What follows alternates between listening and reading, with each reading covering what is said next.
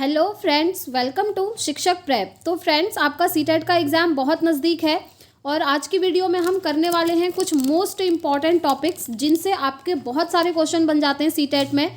4 से 5 नंबर तक आपको हर सब्जेक्ट की पेडागोजी में इन टॉपिक्स से देखने को मिल जाता है। तो ये बहुत ज़्यादा इंपॉर्टेंट है, इन्हें ज़रूर करके जाइएगा क्योंकि आपने देखा ही होगा प्रीवियस ईयर क्वेश्चन पेपर आपने लगाए होंगे और मैंने भी आपको करवाए थे, तो वहाँ पर बहुत ज़्यादा क्वेश्चन आपके इनसे बने थे। सबसे पहला टॉपिक आपका एनसीएफ 2022 है। दूसरा टॉपिक हम देखेंगे यहाँ पर निपुण भारत का, और तीसरा टॉपिक हम देखने वाले हैं आरटीई 2009 यानी कि राइट टू एजुकेशन एक्ट 2009। ठीक है, तो बहुत ज़्यादा इंपॉर्टेंट टॉपिक्स हैं, बने रहिएगा वीडियो में एंड तक। एकदम बढ़िया तरीके से मैं आपको एक्सप्लेन करूँगी और आपको ईजिली समझ में भी आ जाएगा। एंड वीडियो आगे बढ़ाने से पहले आप लोगों को एक चीज़ बतानी है फ्रेंड्स, अगर अभी तक आप लोगों ने टैग वर्ड्स वाली वीडियोस नहीं देखी हैं तो टैग वर्ड्स वाली वीडियोस जल्दी देख लीजिए, क्योंकि टैग वर्ड से आपका पेडागोजी पोर्शन आराम से सॉल्व हो जाएगा फ्रेंड्स। हर सब्जेक्ट के टैग वर्ड मैंने अलग अलग आपको करवाए हैं। हिंदी के टैग वर्ड अलग हैं, इंग्लिश के अलग करवाए हैं, मैथ्स के अलग हैं, सीडीपी के अलग हैं, साइंस के अलग हैं, एसएसटी के अलग हैं, संस्कृत के अलग हैं। देखिए, इस तरीके से अलग अलग सब्जेक्ट के टैग वर्ड्स आई थिंक आपको किसी ने नहीं करवाए होंगे यूट्यूब पर भी, पर मैंने हर सब्जेक्ट के अलग अलग आपको करवाए हैं। प्लेलिस्ट का लिंक आपको डिस्क्रिप्शन बॉक्स और कमेंट बॉक्स में मिल जाएगा, वहाँ जाकर आप सारे सब्जेक्ट्स के टैग वर्ड्स देख सकते हैं। और अगर आपने पेडागोजी नहीं पढ़ी है तब भी आप इनकी हेल्प से आराम से पेडागोजी में 15 में से 13 मार्क्स ले आएंगे। ठीक है, तो चलिए स्टार्ट करते हैं और समझते हैं आज के टॉपिक्स।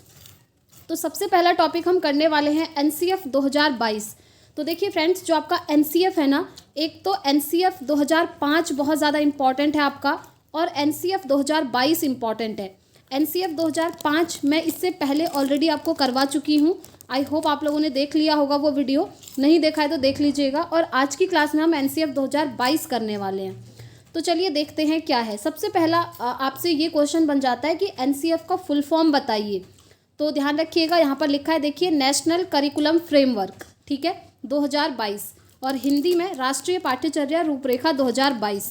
तो चलिए इसके बारे में हम समझ लेते हैं कि ये क्या है, क्यों आया था, ये सारी चीज़ें। तो सबसे पहला पॉइंट आप देख पा रहे होंगे, NCF 2022 launched by Dharmendra Pradhan.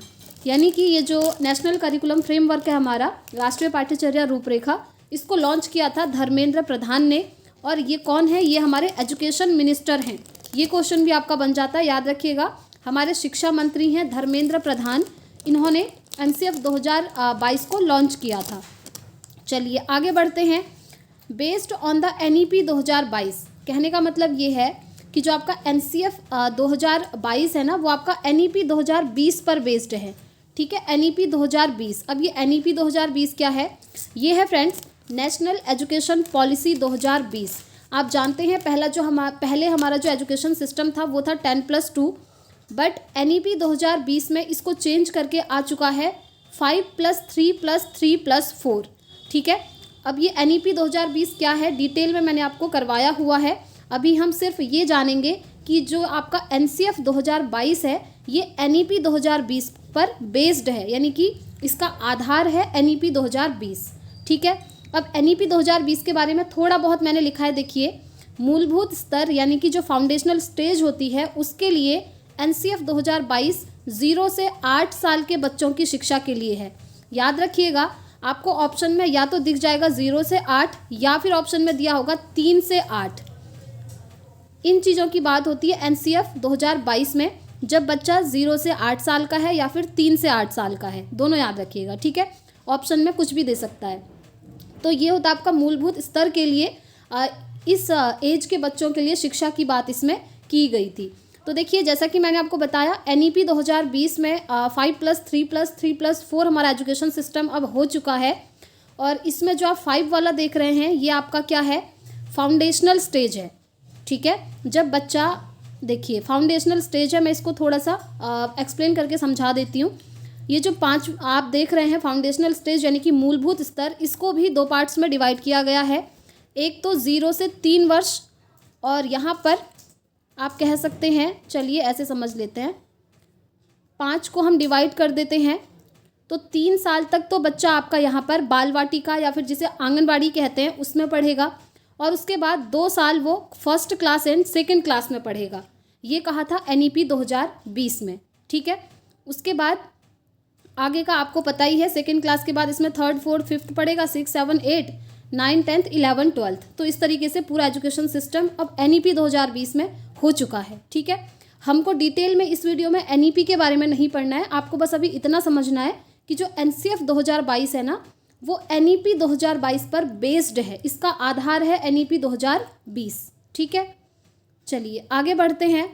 देखिए NCF 2022 के अनुसार प्रारंभिक बचपन की देखभाल व शिक्षा विकास प्रमुख क्षेत्र है। ठीक है, NCF 2022 का के अनुसार ये है कि जो प्रारंभिक बचपन की देखभाल है बच्चे की, क्योंकि हमने क्या कहा, जो आपका फाउंडेशनल स्टेज है, मूलभूत स्तर, जिसमें 5 साल की बात की गई है, तब बच्चा छोटा है ना, 3 साल आंगनबाड़ी में है और 2 साल वो first class and second class में है। तो ऑब्वियसली NCF 2022 में इसी पर बात करी गई है, इसी मूलभूत स्तर की बात करी गई है सिर्फ। ठीक है, और यहाँ पर प्रारंभिक बचपन की देखभाल और शिक्षा प्रमुख माना है। नेक्स्ट पॉइंट है, KVS स्कूल में बाल वाटिका खोलने की बात भी की जा रही है। देखिए ये सेंटेंस मैंने इसलिए लिखा है क्योंकि जब आपका ऑनलाइन एग्जाम हुआ था तो एज इट इज़ ये क्वेश्चन उठ करके आया हुआ था। ठीक है, KVS में भी अब आपकी बाल वाटिका खोलने की भी बात की गई है। तो जितने भी आपके सेंट्रल स्कूल्स हैं वहाँ पर, आप जानते ही हैं पहले तक ये इंपॉर्टेंट नहीं था, पहले तक हमारा एजुकेशन सिस्टम क्या था, 10+2 था सिर्फ, बट अब याद रखेंगे 5+3+3+4, ये भी पूछा जा रहा है आपसे। चलिए आगे बढ़ते हैं। अब देखिए इसकी कुछ ब्रांचेज हैं NCF 2022, इसके अंदर आपको क्या क्या चीज़ें ध्यान रखनी है। सबसे पहला है NCF SE, दूसरा है NCF CCE, तीसरा है NCF TE, उसके बाद है NCF AE। अब ये क्या है, इनके फुल फॉर्म क्या है, ज़रा उन्हें समझ लेते हैं। सबसे पहले NCF SE जो है, इसमें स्कूली शिक्षा की बात करी है। NCF CCE में प्रारंभिक बचपन की शिक्षा की बात हुई है। NCF TE में शिक्षक शिक्षा की बात हुई है, यानी कि जो टीचर एजुकेशन है। और जो आपका फिफ्थ है NCF AE, इसमें जो वयस्क शिक्षा यानी कि अडल्ट एजुकेशन की बात करी है। ठीक है, तो चलिए इन्हें समझ लेते हैं। मेन यही है, सबसे पहले तो आपको ये याद रखना है कि NCF 2022 में मूलभूत स्तर की बात करी है, जब बच्चा 3 साल आंगनबाड़ी में होगा और 2 साल फर्स्ट एंड सेकेंड क्लास में होगा। याद रखना है 0 से 8 साल के बच्चे की बात कह सकते हैं हम, या फिर हम कहेंगे यहाँ पर बच्चा 3 से 8 साल का होगा। ये दोनों ही कंडीशन हो सकती हैं, एग्जाम में आपको कुछ भी ऑप्शन में मिल सकता है। ठीक है, चलिए अब हम समझ लेते हैं NCF SE क्या है। NCF SE का फुल फॉर्म है national curriculum framework school education. ठीक है, तो देखिए इसमें क्या क्या चीज़ें हैं। स्कूली शिक्षा इस तरह देनी है जिससे बच्चे का सर्वांगीण विकास हो सके, क्योंकि इसमें स्कूल एजुकेशन की बात करी है, यानी कि विद्यालयी शिक्षा की बात हो रही है। तो इसमें सबसे पहला मेन पॉइंट आपका यही है कि बच्चे को इस तरीके से पढ़ाएं कि उसका ओवरऑल डेवलपमेंट हो सके, यानी कि सर्वांगीण विकास हो सके, उसका फिजिकल डेवलपमेंट हो सके, मेंटल डेवलपमेंट हो सके, ओवरऑल। ठीक है, इमोशनल डेवलपमेंट कह सकते हैं। ऐसा नहीं है कि बच्चा स्कूल जा रहा है, सिर्फ आप उसको पढ़ा रहे हैं, उससे अदर उसका कोई डेवलपमेंट नहीं हो रहा है। पहले तक ये चीज़ होती थी, बट अब ये कहा गया है कि बच्चे का ऑल ओवर डेवलपमेंट होना चाहिए। नेक्स्ट है स्कूली शिक्षा को लचीला बनाना है। ठीक है, एकदम फ्लेक्सिबल बनाना है। ऐसा नहीं है कि आप बहुत ज़्यादा रिजिड रख दे रहे हैं, कठोर अनुशासन रख रहे हैं, कठोरता से सारी चीज़ें कर रहे हैं, तो स्टूडेंट वहाँ पर एडजस्ट नहीं हो पाएगा, वो डर से पढ़ेगा उसके बाद। इसलिए ये चीज़ें ना हो, आपको क्या करना है, एजुकेशन को एकदम फ्लेक्सिबल बनाना है, लचीला बनाना है। नेक्स्ट है समावेशी शिक्षा को बढ़ावा देना है। समावेशी शिक्षा जिसे हम इंग्लिश में बोलते हैं इंक्लूसिव एजुकेशन, जहाँ पर हर तरह के बच्चे को एक साथ बिठाकर पढ़ाया जाता है।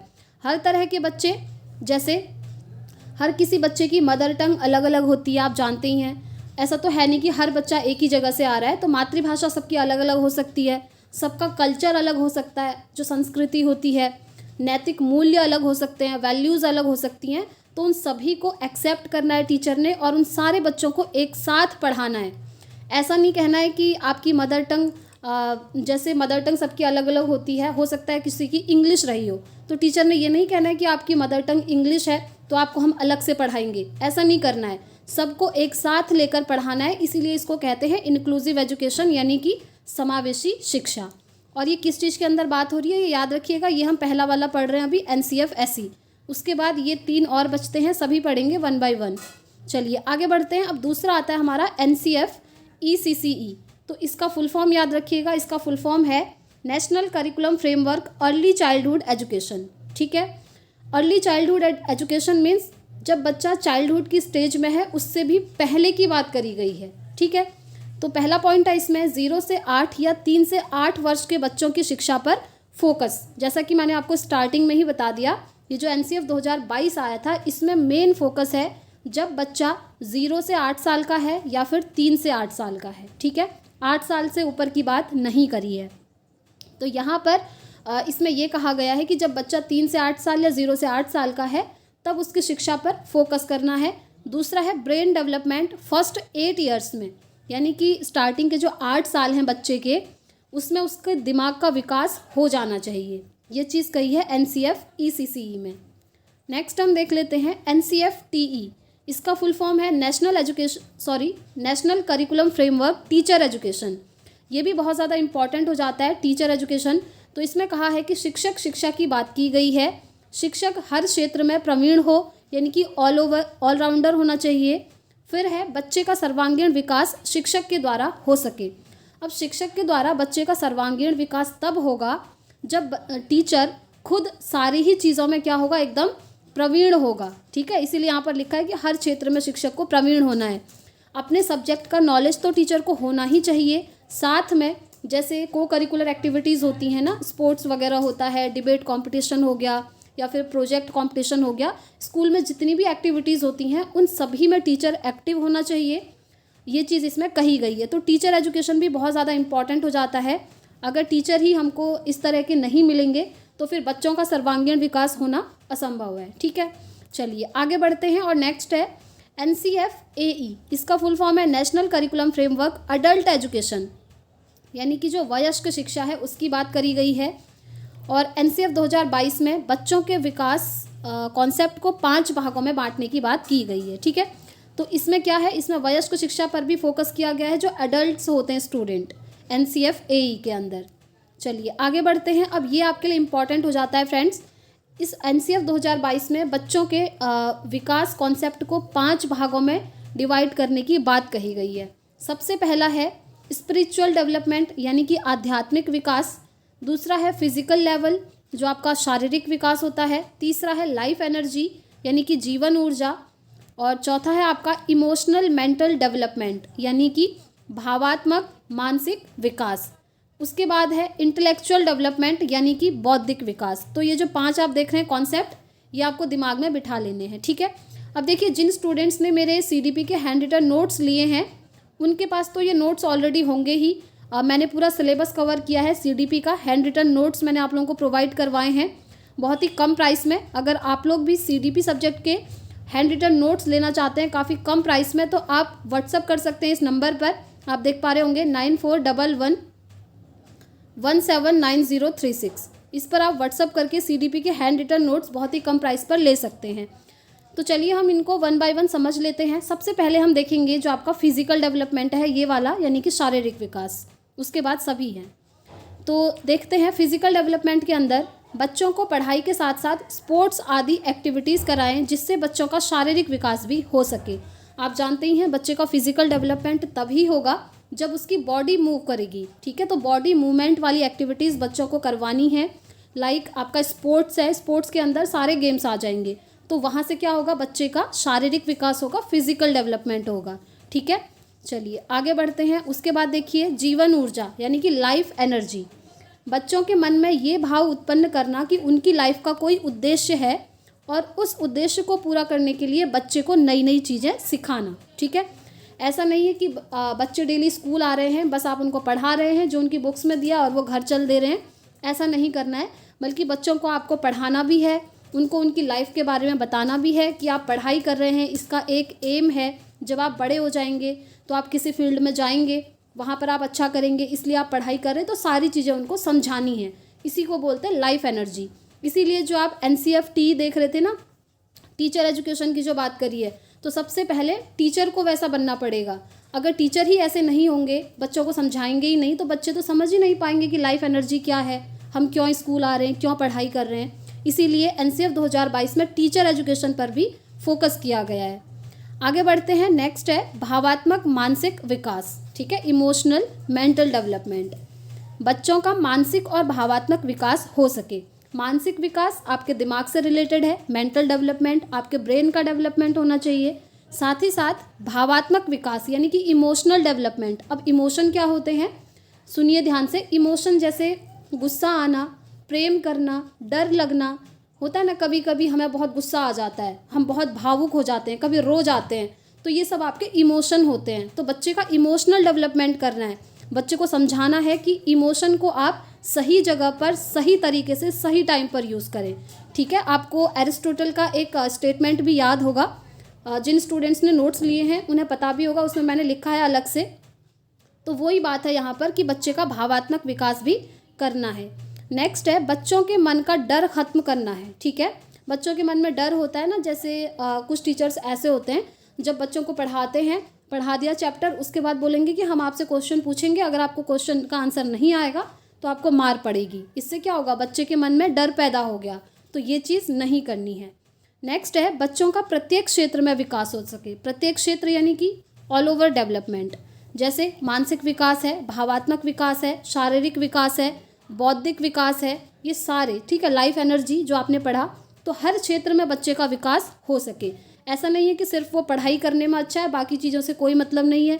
समाज में उसे किस तरह से उठना है, बैठना है, लोगों से कैसे इंटरेक्शन करना है, ये चीज़ें भी बच्चों को सिखानी है। और वो आप तभी सिखा सकते हैं जब क्लास में आप ग्रुप एक्टिविटीज़ करवाएंगे। ठीक है, चलिए आगे बढ़ते हैं। नेक्स्ट पॉइंट है आपका बौद्धिक विकास यानी कि इंटेलेक्चुअल डेवलपमेंट। बच्चों का बौद्धिक यानी कि दिमाग से रिलेटेड जो विकास है वो भी करवाना है। बच्चों को रटंत प्रणाली से दूर रखना है, यानी कि कोई भी चीज़ें रटने के लिए नहीं कहनी है, आप ये याद करके लाओ, कल हम पूछेंगे, इस तरह की चीज़ें नहीं करनी है। बच्चा क्या करेगा, घर जाएगा, उसको रट लेगा, दूसरे दिन आपको सुना देगा, फिर तीसरे दिन तो उसने भूल ही जाना है, क्योंकि उसने वो रटा हुआ है। रटने से अच्छा है कि अंडरस्टैंडिंग पर फोकस किया जाए, बच्चे वो चीज़ें समझें ना कि रटें। ठीक है, नेक्स्ट है अधिगम प्रक्रिया को रुचिकर बनाना। आप जो भी चीज़ बच्चों को पढ़ा रहे हैं उसको एकदम इंटरेस्टेड बनाना है। जैसे आपने साइंस में कुछ टॉपिक पढ़ाना है बच्चों को, तो आप डेमो करके दिखाइए, या फिर आप लैब में जा करके उनको एक्सपेरिमेंट्स करवाइए। इससे क्या होगा, बच्चे खुद से एक्टिव होंगे, हैंड्स ऑन एक्टिविटीज़ करेंगे और इंटरेस्ट भी लेंगे। चलिए आगे बढ़ते हैं और नेक्स्ट पॉइंट देख लीजिए, आध्यात्मिक विकास, जिसे हम इंग्लिश में बोलेंगे स्पिरिचुअल डेवलपमेंट। ठीक है, बच्चों को आध्यात्म के साथ भी जोड़ना है और बच्चों का सर्वांगीण विकास करना है, ये आप जानते ही हैं। ठीक है, आगे एक स्टेटमेंट है, ये याद रखना है, 0 से 8 या 3 से 8 वर्ष के बच्चों के लिए NCF 2022। अब आप बोलेंगे कि मैंने ये चीज़ बार बार आपको बता दी है, वो इसलिए बताई है फ्रेंड्स क्योंकि पिछली बार ऑनलाइन जो एग्ज़ाम हुए थे ना अलग अलग शिफ्ट में, काफ़ी सारे शिफ्ट में आपसे पूछा था कि NCF 2022 कितने वर्ष के बच्चों के लिए आया था, इसीलिए मैं बार बार आपको ये बता रही हूँ और अलग से नोट करके ये लिखा हुआ है। ठीक है, तो ये टॉपिक हमारा यहाँ पर समाप्त होता है NCF 2022। तो चलिए अब हम पढ़ते हैं RTE 2009 और उसके बाद एक और टॉपिक पढ़ेंगे जो है आपका निपुण भारत। तो ये है फ्रेंड्स आपके सामने RTE 2009, इसका फुल फॉर्म है राइट टू एजुकेशन 2009, यानी कि शिक्षा का अधिकार अधिनियम जो 2009 में आया था, उसे हम पढ़ने वाले हैं डिटेल में। तो चलिए देख लेते हैं।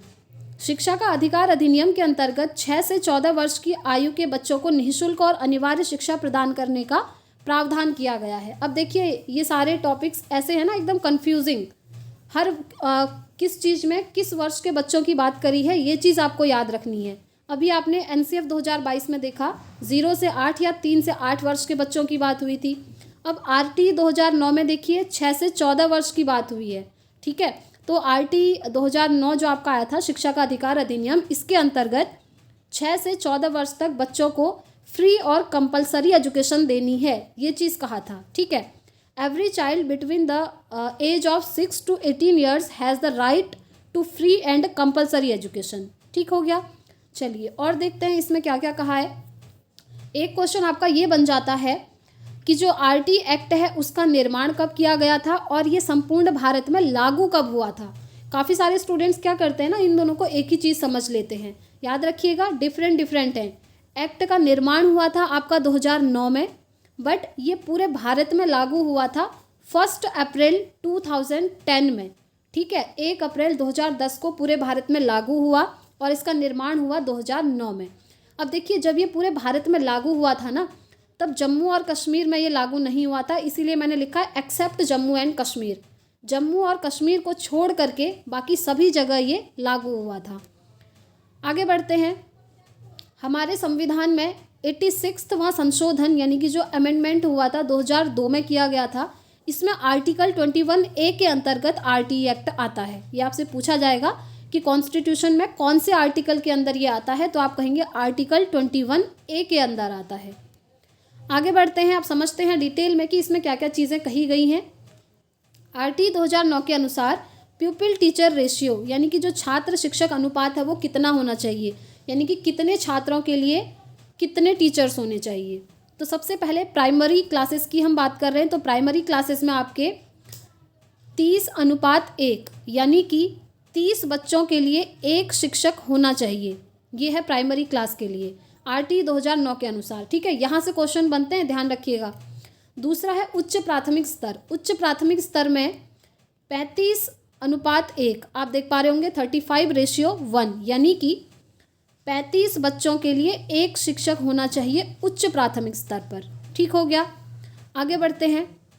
अब देखिए यहाँ पर वर्किंग आवर कितने होने चाहिए ये भी लिखे हैं, यानी कि न्यूनतम कार्य दिवस। ठीक है, तो सबसे पहले प्राथमिक स्तर की बात करते हैं। तो एक साल में 200 डेज या फिर इसको हम कह सकते हैं एक साल में 800 घंटे पढ़ाई होगी प्राथमिक स्तर पर, याद रखिएगा। ठीक है, और वहीं उच्च प्राथमिक स्तर पर एक साल में 220 दिन या फिर इसको कह सकते हैं एक साल में 1000 घंटे। यहाँ से CTET में काफ़ी क्वेश्चन बने हुए हैं, याद रखिएगा। उच्च प्राथमिक स्तर का अलग है और प्राथमिक स्तर का अलग है, ये मैंने आपको बता दिया। चलिए आगे बढ़ते हैं।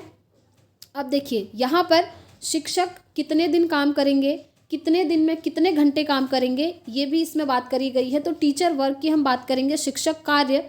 सबसे पहले प्राथमिक स्तर की अगर हम बात करें तो एक सप्ताह में 45 आवर यानी कि जो आपका एक वीक होता है 7 दिन में वो 45 घंटे काम करेंगे। शिक्षक की बात हो रही है प्राथमिक स्तर पर। ठीक है, और सेम उच्च प्राथमिक स्तर में भी सेम है, एक सप्ताह में 45 घंटे काम करेंगे शिक्षक।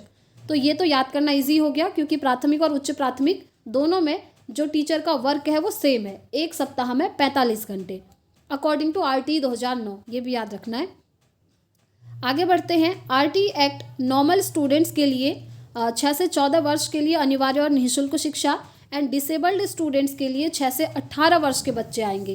कहने का मतलब है, अगर आपसे डायरेक्टली क्वेश्चन पूछा गया कि RTE 2009 के अनुसार कितने वर्ष के बच्चों को अनिवार्य और निःशुल्क शिक्षा देनी है, तो आप उस पर टिक करेंगे 6 से 14 वर्ष के बच्चों के लिए। अगर आपसे डिसेबल्ड बच्चों का पूछ लिया, यानी कि ऐसे बच्चे जिनको कुछ अक्षमता है, तो उसमें उन बच्चों को 6 से 18 वर्ष तक निःशुल्क और अनिवार्य शिक्षा देनी है। इतना डिफरेंस है बस। ये नॉर्मल बच्चों की बात है और ये डिसेबल्ड बच्चों की बात है। ठीक है, आई होप आप लोग समझ गए होंगे। चलिए आगे बढ़ते हैं। अब है EWS बच्चों को 25% आरक्षण का प्रावधान है। जिन भी स्टूडेंट्स का EWS होगा, जो यानी कि जो इकोनॉमिकली वीक होंगे, उनको 25% का रिलैक्सेशन मिलेगा, ये आप जानते ही हैं। नेक्स्ट पॉइंट इसमें कहा गया है कि कक्षा 1 से 5 तक यानी कि जो प्राइमरी लेवल होता है उसके बच्चों, उसमें क्या करना है कि बच्चों के घर से विद्यालय की दूरी सिर्फ 1 किलोमीटर होनी चाहिए। ये भी इसमें बात करिए। देखिए सारे फैक्चुअल टर्म्स हैं इसमें, तो ये आपको एज इट इज़ याद करने पड़ेंगे। तो प्राइमरी लेवल की अगर हम बात करें तो यहाँ पर कहा है कि बच्चे का घर से लेकर उसके विद्यालय की जो दूरी है वो कितनी होनी चाहिए, 1 किलोमीटर होनी चाहिए। और दूसरा जो अपर प्राइमरी लेवल है यानी कि क्लास 6 to 8 के बच्चे हैं, उनका कितना होना चाहिए, उन बच्चों के घर से विद्यालय की दूरी 3 किलोमीटर होनी चाहिए। बस इतना याद रखना, बहुत ईजी है। ठीक है, ये कहा है RTE 2009 में। चलिए आगे बढ़ते हैं और देखिए, स्कूल में एक मैनेजमेंट कमेटी बनाई जाती है जिसे हम कहते हैं SMC। ठीक है, और RTE के अनुसार SMC का अध्यक्ष कौन होगा, अभिभावक होंगे। ठीक, ये आपको याद रखना है। अब SMC क्या है, SMC है आपका स्कूल मैनेजमेंट कमेटी। ठीक है, ये फुल फॉर्म याद रखिएगा। यहाँ पर वैसे मैंने लिखा ही है कि स्कूल में एक मैनेजमेंट कमेटी बनेगी जिसको हम शॉर्ट में कह सकते हैं स्कूल मैनेजमेंट कमेटी। और RTE के अनुसार उस स्कूल मैनेजमेंट कमेटी का जो अध्यक्ष होगा वो पेरेंट्स होंगे बच्चों के, ताकि जो टीचर्स हैं वो पेरेंट्स के साथ इंटरेक्शन कर पाएँ, पेरेंट्स के जो भी बच्चे वहाँ पर पढ़ रहे हैं उनके बारे में वो इंटरेक्शन कर पाएँ, बातचीत कर पाएँ। तो उनसे कनेक्शन बनाने के लिए यहाँ पर इन्होंने SMC को लागू करने की बात करी है। ठीक है, चलिए आगे बढ़ते हैं और देखिए इसमें क्या क्या चीज़ें कही हैं। किसी भी बच्चे को किसी भी आधार पर स्कूल जाने से वंचित नहीं करेंगे। ठीक है, आप ये नहीं कह सकते, कभी कभी होता है कि लड़कियों को बोल देते हैं आप घर के काम करो, भैया को स्कूल जाने दो, ये चीज़ें नहीं चलेंगी अकॉर्डिंग टू RT 2009। याद रखिएगा, लड़का हो लड़की हो सबको सेम मानना है। घर का काम ज़रूरी नहीं है कि लड़की ही करेगी। कभी आपने ये नहीं सुना होगा कि लड़की से कहा गया हो कि जाओ तुम स्कूल जाके पढ़ाई करो और तुम्हारा भैया घर के काम देखेगा। ये चीज़ आपने कभी नहीं सुनी होगी, क्योंकि ये चीज़ पुराने ज़माने से चली आ रही है और कहीं ना कहीं थोड़ा बहुत लोगों के दिमाग में ये चीज़ें अभी भी हैं। तो बिल्कुल भी भेदभाव नहीं करना है, कैसी भी सिचुएशन हो लड़का लड़की सबको सेम समझना है और बच्चे को किसी भी आधार पर स्कूल जाने से आप वंचित नहीं कर सकते हैं। ठीक हो गया, चलिए आगे बढ़ते हैं और देखिए ये जो आपका जेंडर बायसनेस वाला टॉपिक है ना, लिंग पक्षपात, ये आपका CDP में बहुत क्वेश्चन पूछे जाते हैं इससे। मैंने आपकी जो CDP की मैराथन क्लास करवाई थी, अप्रॉक्स 1 आवर की वो क्लास हुई थी, मैंने उस पर 30 क्वेश्चन ही करवाए थे, बट डिटेल में करवाए थे। उसमें आपने देखा होगा जेंडर बायसनेस से बहुत सारे क्वेश्चन पूछे जाते हैं। जैसे क्लास में भी टीचर कह देते हैं कि हम म्यूज़िक कंपटीशन करवा रहे हैं, म्यूज़िक में लड़कियां अच्छा करती हैं, लड़के भी तो अच्छा परफॉर्म कर सकते हैं म्यूज़िक में, कोई जन्म से थोड़ी बन के आता है ना। तो ये चीज़ें हैं, जेंडर बायसनेस टॉपिक आप अच्छे से पढ़ के जाइएगा। चलिए नेक्स्ट पॉइंट देख लेते हैं। 6 से 14 वर्ष के बच्चों को स्कूल में निःशुल्क शिक्षा तथा एडमिशन देंगे। एडमिशन भी बच्चों का फ्री होगा और निःशुल्क शिक्षा होगी, कोई फीस नहीं मिलेगी और कंपलसरी एजुकेशन है, अनिवार्य है बच्चों को स्कूल आना 6 से 14 वर्ष के बच्चों को। ठीक है, अगर 6 से 14 वर्ष के बीच में किसी भी वर्ष अगर बच्चा स्कूल में एडमिशन लेना चाहता है तो उसे एडमिशन देंगे।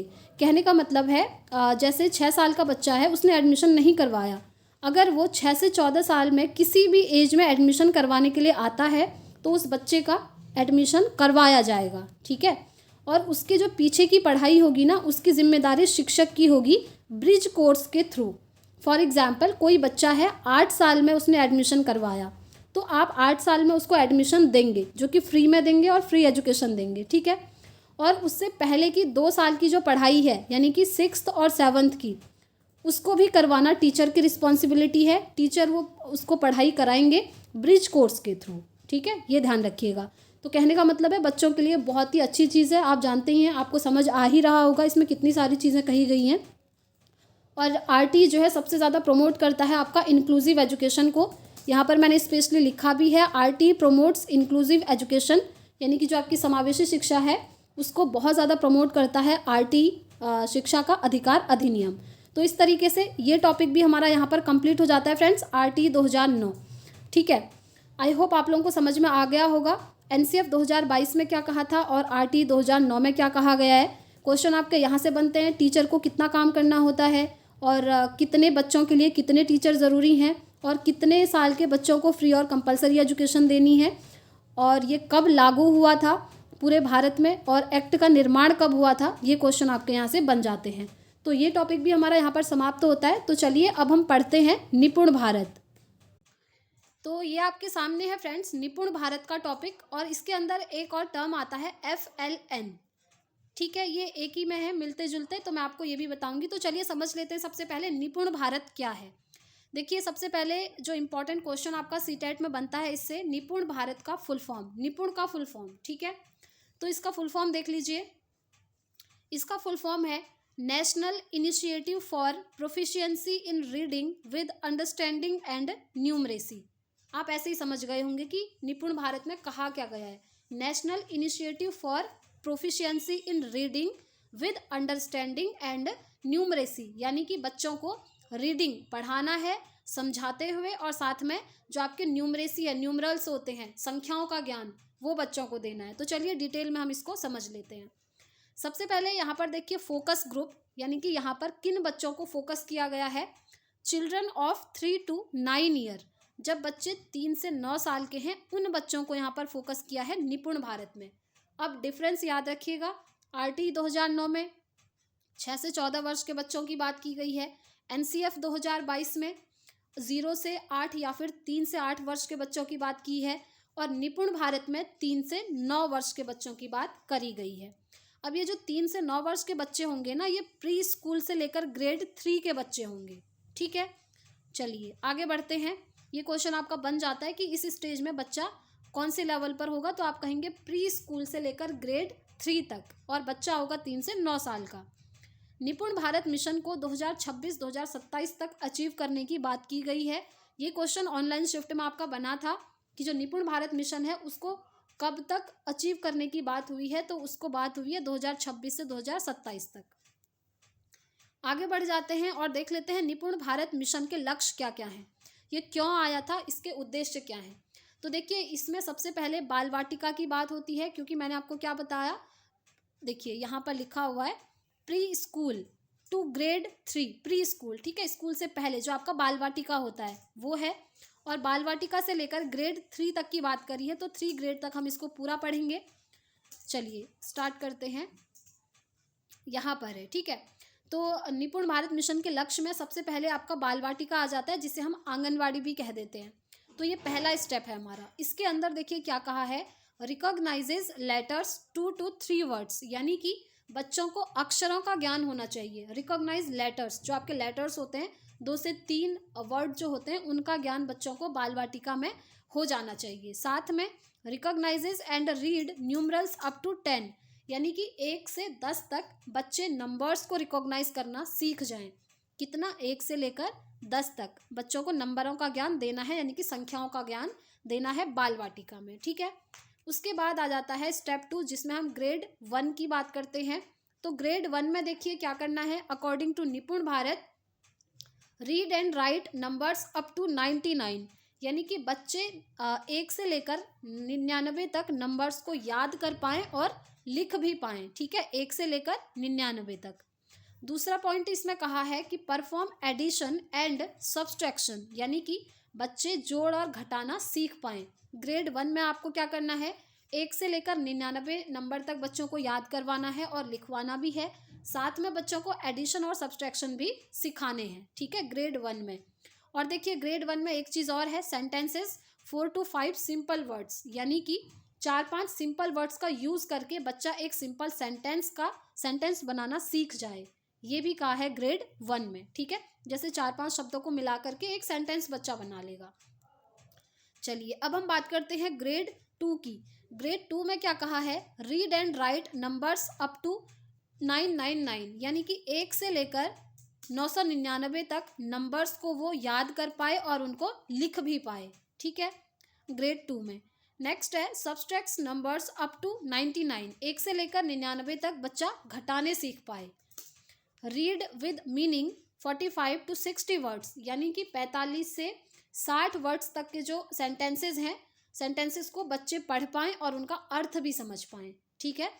45 से लेकर 60 शब्द, इनके जो सेंटेंसेस हैं सेंटेंसेस बनाना सीख जाए बच्चा, और साथ में उनका मीनिंग भी समझे। ऐसा नहीं कि उसने कोई सेंटेंस बनाना सीख लिया और उसे उसका मीनिंग ही पता नहीं है, मीनिंग भी पता होनी चाहिए, ठीक है। ग्रेड 2 में आपने बच्चों को इतना ज्ञान देना है। उसके बाद ग्रेड 3 में आपको क्या करना है, देखिए सॉल्व मल्टीप्लिकेशन प्रॉब्लम्स, यानी कि बच्चे गुणा का कॉन्सेप्ट सीख जाएं। जो आपका मल्टीप्लिकेशन होता है ना, वो बच्चों को सिखाना है ग्रेड 3 में आकर के। नेक्स्ट है read with meaning at least 60 words, यानी कि जो 60 शब्द हैं, 60 शब्द तक की चीज़ों को बच्चा पढ़ पाए और उनकी मीनिंग भी समझ पाए। कितना, 60 शब्द, ठीक है, ग्रेड 3 में। नेक्स्ट है निपुण भारत NEP 2020 से संबंधित है। अब देखिए ये हम जितने भी टर्म्स पढ़ रहे हैं ये NEP 2020 से ही संबंधित हैं। पहले इसको हम क्लियर कर लेते हैं एक बार। आप समझ गए कि जो हमारा निपुण भारत है इसमें 3 से 9 वर्ष के बच्चों की बात करी है, प्री स्कूल से लेकर ग्रेड 3 तक, यानी कि बाल वाटिका या आंगनबाड़ी से लेकर क्लास 3 तक यहाँ पर बच्चों की बात करी है। इसमें बाल वाटिका के अंदर बच्चों को ये ज्ञान हो जाना चाहिए और ग्रेड 1 के अंदर ये सारी चीज़ें बच्चों को सिखानी है। उसके बाद ग्रेड 2 में आपने बच्चों को ये सारी चीज़ें सिखानी हैं। उसके बाद आपका ग्रेड 3 आता है और ग्रेड 3 में बच्चों को ये सारी चीज़ें सिखा देनी है, ठीक है। ये हो गया जो आपके सीटेट में क्वेश्चन बनते हैं, मोस्टली इधर से ही बनते हैं। नेक्स्ट है निपुण भारत NEP 2020 से संबंधित है। जी हाँ, जैसे आपने देखा NCF 2022 NEP 2020 पर ही बेस्ड है, वैसे ही जो आपका निपुण भारत है ये भी NEP 2020 पर बेस्ड है या फिर इससे संबंधित है, कुछ भी कह सकते हैं। अब देखिए NEP 2020 में शिक्षा के स्तर 5+3+3+4, जो कि मैं आपको NCF 2022 पढ़ाते हुए भी बता चुकी हूँ कि जो हमारा एजुकेशन सिस्टम है वो अकॉर्डिंग टू NEP 2020 अब हो चुका है 5+3+3+4। और इसमें जो 5 आप पहला देख रहे हैं, इसके अंदर बच्चा 3 साल बाल वाटिका में रहेगा और 2 साल फर्स्ट एंड सेकंड क्लास में रहेगा, ठीक है। और इसी स्टेज की बात करी गई है इसके अंदर, निपुण भारत के अंदर, ठीक है। निपुण भारत यानी कि जो आपका मूलभूत स्तर है, ठीक है, यानी कि फाउंडेशनल स्टेज। देखिए FPMS करके मैंने आपको याद करवाया था। अब आप कहेंगे ये क्या चीज़ है, तो ये है NEP 2020 का कॉन्सेप्ट। ये जो आप देख रहे हैं ना 5+3+3+4, इनको अलग अलग स्टेज का नाम दिया है NEP 2020 में। जैसे जो आप 5 देख रहे हैं इसको बोला है फाउंडेशनल स्टेज, जो आप ये 3 देख रहे हैं इसको बोला है प्रिपरेटरी स्टेज, और ये सेकंड वाला 3 जो आप देख रहे हैं इसको मिडिल स्कूल बोला है, और लास्ट वाला सेकेंडरी स्कूल। तो ये NEP 2020 में बोला है, ठीक है। तो जो ये फाउंडेशनल स्टेज है, पहला मूलभूत स्तर, इसकी बात करी है निपुण भारत के अंदर। तो हम निपुण भारत का ही कॉन्सेप्ट यहाँ पर डिटेल में पढ़ रहे हैं। निपुण भारत में बच्चों के सर्वांगीण विकास यानी कि होलिस्टिक डेवलपमेंट की बात करी गई है। होलिस्टिक डेवलपमेंट यानी कि 360 डिग्री डेवलपमेंट होना चाहिए बच्चों का हर आस्पेक्ट में। उसका मेंटल, फिजिकल, कॉग्निशन लेवल उसका बढ़ना चाहिए, इमोशनल लेवल बढ़ना चाहिए, जितना भी होता है सारा, ठीक है। Reading with understanding plus numeracy, ये आपने फुल फॉर्म में ही देखा था कि बच्चा पढ़ना सीख जाए और उसका अर्थ भी समझ पाए, और साथ में संख्याओं का ज्ञान बच्चों को होना चाहिए। ये निपुण भारत के अंदर कहा है। अब इसके कुछ गोल हैं, देखिए कितने गोल हैं और क्या क्या हैं। सबसे पहला है गोल 1, जिसमें हेल्थ की बात करी है। बच्चे के हेल्थ पर भी फोकस करना है, NEP 2020 में ये कहा गया है, ठीक है। सॉरी, NEP 2020 नहीं, निपुण भारत का कॉन्सेप्ट हम पढ़ रहे हैं। निपुण भारत में कहा है कि बच्चों की हेल्थ पर भी फोकस करो। और इसका दूसरा गोल है इफ़ेक्टिव कम्युनिकेटर। बच्चों को आपने इफ़ेक्टिव कम्युनिकेटर बनाना है, यानी कि वो एक दूसरे से अच्छे से बात कर पाए, अच्छा वक्ता आपने उनको बनाना है, ठीक है। कम्युनिकेटर यानी कि कम्युनिकेशन क्या होता है, संप्रेषण करना, एक दूसरे से बातचीत करना। थर्ड है कनेक्ट टू एनवायरनमेंट, बच्चा जो है एनवायरनमेंट से कनेक्ट कर पाए, उसके आसपास जो भी वातावरण है उस वातावरण में वो खुद को ढाल पाए, ठीक है। ये थर्ड एम है निपुण भारत का। चलिए आगे बढ़ते हैं। एजुकेशनल सिस्टम इसमें हम देखेंगे, इसके अंदर जो हमारा शिक्षा की व्यवस्था है वो कैसी होनी चाहिए। इंटीग्रेटेड होनी चाहिए, यानी कि एकीकृत होनी चाहिए। दूसरा इंक्लूसिव होनी चाहिए, समावेशी जिसको हम बोलते हैं। Fun and engaging by group activity, और ग्रुप एक्टिविटी करवा के बच्चों को इंगेज करना है, ठीक है। इस तरह का एजुकेशन सिस्टम होना चाहिए। इंक्लूसिव एजुकेशन मैंने आपको बता ही दिया, सभी प्रकार के बच्चों को एक साथ मिलाकर पढ़ाना, उनमें कोई भेदभाव नहीं करना। कभी कभी होता है जब बच्चे छोटे होते हैं तो अब ठीक ही है, वो घर से अपनी मदर टंग सीख के आते हैं और स्कूल में उसी लैंग्वेज में बात करने लगते हैं, तो बच्चों को उस लैंग्वेज में बात करने देना है। आपने ये नहीं कहना है कि अपनी मदर टंग पे बात मत कीजिए, स्कूल में हम मदर टंग नहीं बोल सकते, आप स्कूल की लैंग्वेज में बोलो। ये सारी चीज़ें बच्चों को नहीं बोलनी है, ठीक है। उनको मदर टंग में बातचीत करने देनी है। तो ये सारे बच्चों के साथ यही करना है, और सभी बच्चों को एक साथ लेकर के पढ़ाना है। आपने ऐसा नहीं करना है कि आप कुछ स्टूडेंट्स को आपने डिवाइड कर दिया कि आप ज़्यादा इंटेलिजेंट हैं, आप अलग रहिए, हम आपको बाद में पढ़ाएंगे, या आप मेरे घर आ जाना, हम ट्यूशन पढ़ा देंगे। ऐसा नहीं कहना है, सभी को एक साथ मिला करके पढ़ाना है। और ज़्यादा से ज़्यादा ग्रुप एक्टिविटीज़ बच्चों को करवानी है, क्योंकि आप जानते हैं ग्रुप एक्टिविटी करवा के बच्चे इंगेज होते हैं और इंटरेस्ट लेते हैं चीज़ों को सीखने में। चलिए आगे बढ़ते हैं, और इसमें देखिए लास्ट एक बहुत ज़्यादा इम्पॉर्टेंट पॉइंट जो है आपका निपुण भारत का। निपुण भारत में एक नेशनल मिशन की बात करी है, जिसे बोला है FLN। FLN स्कीम आपसे पूछ ली जाती है कभी कभी, सबसे पहले आपको इसका फुल फॉर्म याद रखना है। तो देखिए ये जो नेशनल मिशन है निपुण भारत का, वो है आपका FLN। FLN का फुल फॉर्म है फाउंडेशन लिटरेसी एंड न्यूमरेसी, ठीक है, यानी कि साक्षरता और संख्याओं का ज्ञान। तो इसमें बेसिकली फोकस इसी चीज़ पर है कि बच्चों को साक्षर बनाना है और साथ में उनको नंबर्स का ज्ञान देना है, यानी कि उनको मैथ्स में बहुत ज़्यादा स्ट्रॉन्ग करना है, ठीक है। स्टार्टिंग से ही ग्रेड 1, ग्रेड 2, ग्रेड 3 एंड उससे पहले जो आपका बाल वाटिका है, ठीक है, तो उन सभी में बच्चों को संख्याओं का ज्ञान देना है और उनको साक्षर बनाना है, और बच्चों को रीडिंग पढ़ाना है, और साथ में जो चीज़ वो पढ़ रहे हैं उनमें उनकी अंडरस्टैंडिंग भी बनानी है, यानी कि पढ़ने के साथ साथ वो उस चीज़ का मीनिंग भी समझ पाए। ये बात कही है निपुण भारत में, ठीक है। अब एक क्वेश्चन आपका और बन जाता है कि निपुण भारत योजना कब लागू हुई थी। तो याद रखिएगा, निपुण भारत योजना आपकी 5 जुलाई 2021 को लागू हुई थी। ये क्वेश्चन ऑनलाइन वाली शिफ्ट में कई बार आपसे पूछा गया है, ठीक हो गया। तो फ्रेंड्स, ये टॉपिक भी हमारा यहाँ पर समाप्त होता है निपुण भारत का। आई होप आप लोगों को समझ में आ गया होगा। तो देखिए, मैंने आपको 3 ऐसे इंपॉर्टेंट टॉपिक्स करवाए हैं जो आपसे सीटेट में हमेशा पूछे ही जाते हैं। 100% आप श्योर रहिए कि इनसे क्वेश्चन बनने ही बनने हैं। तो फ्रेंड्स, आई होप आपको वीडियो पसंद आई होगी। पसंद आई है तो प्लीज़ वीडियो को लाइक एंड शेयर ज़रूर कीजिएगा। एंड देखिए, आप बहुत सारे स्टूडेंट्स देखते हैं बट लाइक नहीं करते हैं, तो प्लीज़ वीडियो देखने के बाद आप लाइक भी कीजिएगा वीडियो को। एंड अगर आप चैनल पर फर्स्ट टाइम विजिट किए हैं तो चैनल को सब्सक्राइब ज़रूर कीजिएगा, साथ में बेल आइकन प्रेस कीजिएगा ताकि ऐसे ही इंपॉर्टेंट क्लासेस की नोटिफिकेशन आपको मिलती रहे। एंड अगर आपकी कोई भी क्वेरी है तो आप मुझसे कमेंट बॉक्स में पूछ सकते हैं फ्रेंड्स, मैं आपको रिस्पॉन्स ज़रूर करूँगी। एंड आपका एग्ज़ाम बहुत नज़दीक है, आप सभी को एग्ज़ाम के लिए ऑल द वेरी बेस्ट। अपना 100% दीजिए, आप आराम से सीटेट क्वालिफाई कर जाएंगे। एंड टैग वर्ड्स वाली वीडियो देखना बिल्कुल मत भूलिएगा, क्योंकि वो टैग वर्ड आपको पेडागोजी में बहुत अच्छा स्कोर करवाएंगे। तो इस वीडियो में इतना ही रखते हैं फ्रेंड्स, मिलेंगे नेक्स्ट वीडियो में। Thanks for watching.